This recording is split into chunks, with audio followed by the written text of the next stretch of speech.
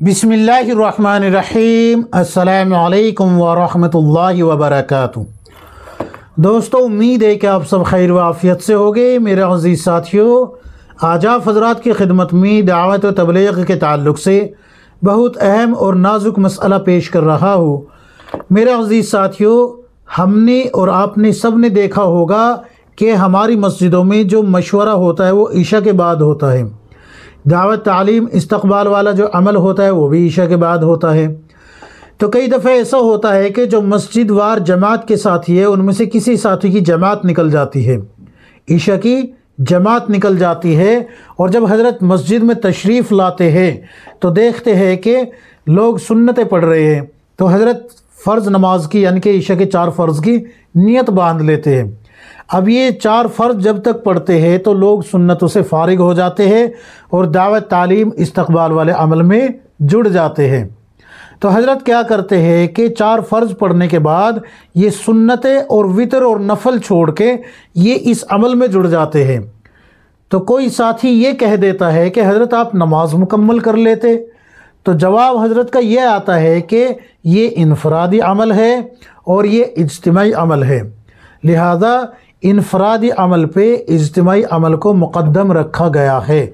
जवाब ये होता है, तो क्या ये कहना सही है?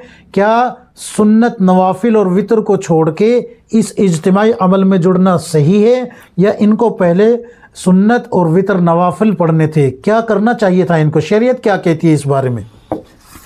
ये मेरे हाथ में किताब है नुख़बतुल मसाइल, जिल्द नंबर 1 है। इस किताब का सफ़ा नंबर 476 खोल के देखेंगे तो आपको मसला मिल जाएगा। ये लिखा हुआ है मसला, ध्यान से देख लीजिए, ये इसको खूब अच्छे से समझ लीजिए। अब मैं आपको जो बातें समझाने जा रहा हूँ उनको ध्यान से सुने। ये जो दावत तालीम इस्तक़बाल वाला अमल है, मशवरा है, ये बहुत अहम है, इसमें कोई शक नहीं है। इसमें कोई शक नहीं है कि मशवरा बहुत अहम है।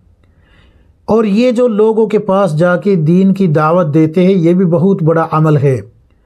अल्लाह के नबी सल्लल्लाहु अलैहि वसल्लम की अहादीस से सुनना, सुन्नतें देखना, सुन्नतों पे अमल करने की मश्क करना, और इसी तरीके से कुरान करीम के मफ़हूम को सीखना या सुनना, ये भी बहुत बड़ा अमल है।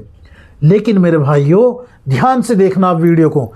ये जो सुन्नत मुअक्किदा है ईशा के बाद की 2, इनको आप मुअख्खर नहीं कर सकते इस अमल की वजह से। सुन्नतों की बात कर रहा हूँ मैं, वितर की नहीं।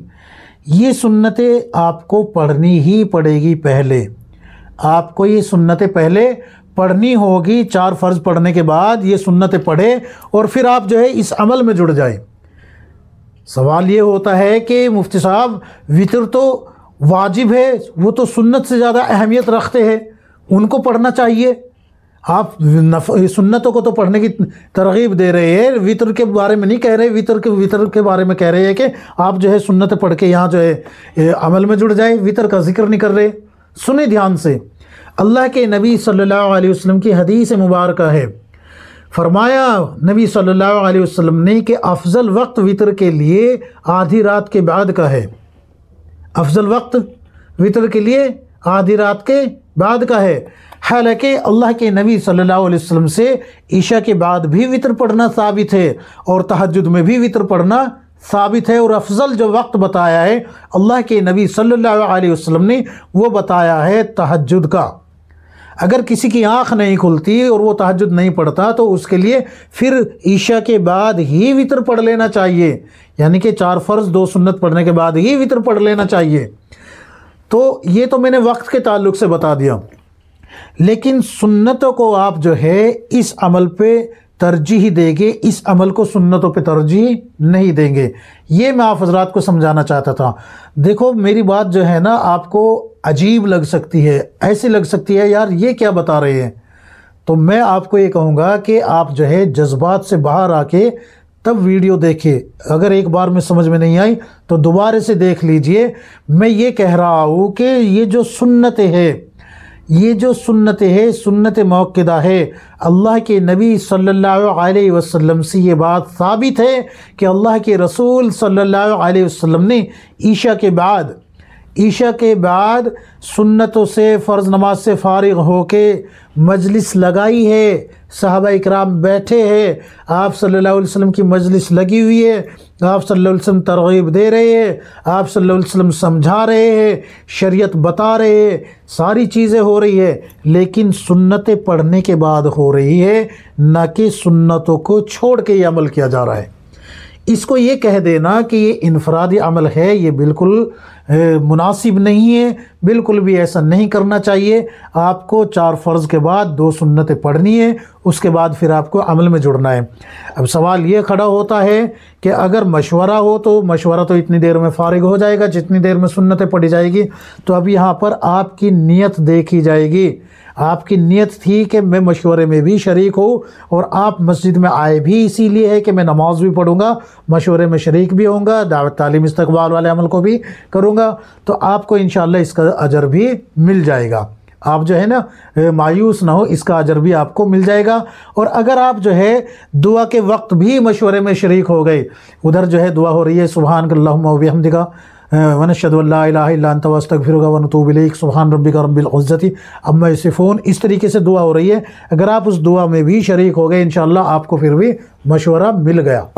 سمجھ میں آ گئی نا بات؟ اور وطر کے تعلق سے میں آپ کو بتا چکا ہوں کہ وطر کا جو وقت ہے، افضل وقت وہ تہجد کا وقت ہے۔